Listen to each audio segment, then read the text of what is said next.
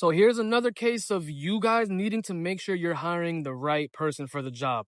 You can't just hire any tax preparer. You need to make sure you do your due diligence, see their credentials, check their reviews, because you're going to run into cases like this and it's going to end up screwing you over. So this guy, he's all filed. Him and his wife, they're good to go now. But he asked me to run the numbers to see what would be best, if they should file jointly or should they file separately. Ran the numbers. He wasn't too happy with what they were going to be getting. They were actually going to really not be getting anything. They were just going to owe. So because he was saying how he normally gets about 3 and some change back. So I told him, send me your prior year's tax return so I can see what the differences are. I immediately saw the difference. As you can see, I wrote him. I said, I see now why you guys got refunds.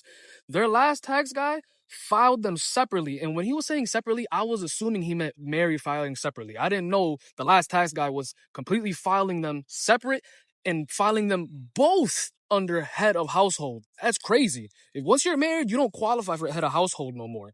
And this is why I say you got to do your due diligence, because there's a lot of tax people out there who will get you. They don't care about your situation. They will go ahead and do things fraudulently the wrong way, add stuff that shouldn't be there.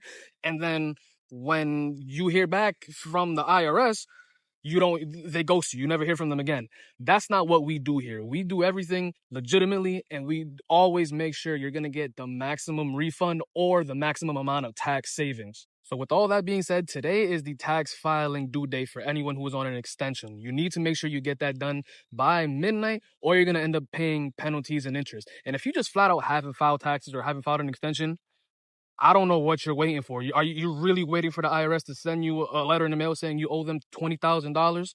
By all means, if that's what you want to do that. But anyways, make sure you either DM me or comment the word tax so you can lock in and get yourself filed on time. Let's get it, y'all.